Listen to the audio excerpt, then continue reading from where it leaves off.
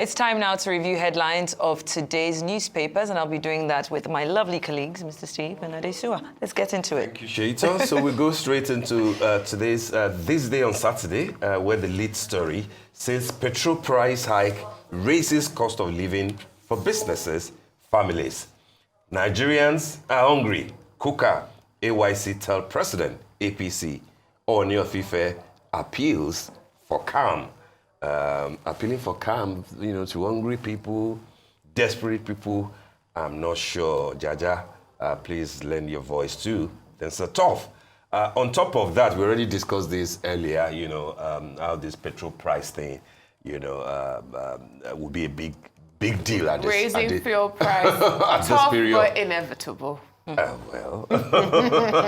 Raising fuel price, tough decision, inevitable. We said it earlier, the president likes to justify tough decisions, but again, you're not the CEO of a PLC. You're the president of a country. The Minister of Petroleum. And the Minister of Petroleum. And there's a moral implication, because it's who is this decision tough for? You exactly. or for us? Or for us. Who's it tough for? Who's it tough for? You have a new jet, okay? So we're trying to... You can't... Let the president fly his jet in peace. But he also assured diaspora Nigerians of quality infrastructure, rates his trip to China. Success. It says it was successful.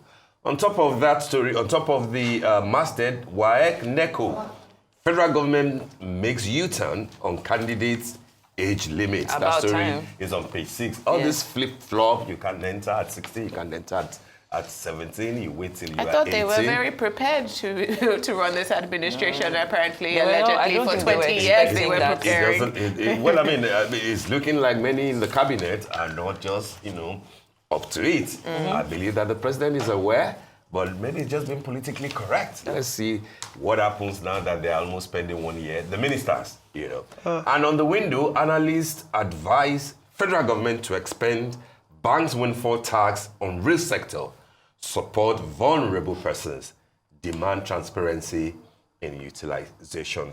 That story is on page 5 of today's This Day on Saturday, and the cover picture, strengthening international collaboration, showing the Minister of Interior, Dr. Olubunmi Tuji-Ojo, ICO Secretary General, and the Controller General of the Nigerian Immigration Service, Kemi Nana, at the country signing certificate authority ceremony held in Montreal, Canada, recently. That's the Interior Minister. I think there's one more story that you have. Oh, there's one more story there. You're correct again. Appeal court court refuses to disqualify Igodalo in Eduguba pool. Yes. The only one with a spouse in the election, isn't it? As they say. No. But the Saturday Punch, very quickly, the Nigerian flag designer Taiwo Akikumi was buried after 1 year of waiting for the federal government. They did not bury him, but the Oyo State government. Oyo State supported. Oyo State, and they need to be credited for that. I've seen what Alhaji Very Atiku beautiful. said, and I hope that the federal government under Ashwaji Bola Ahmed Tinubu should do something about it. Yeah. All right, that brings us to the end of the morning show today. Thank you for watching, and do stay safe. I'm Steve Ayoride. Well, I'm Adesua Giwasage. Thank you very much for being a part of our show. And I'm Shaitan Atigari. From my entire team here in Lagos, Nigeria, enjoy the rest of your morning and, of course, the rest of your day.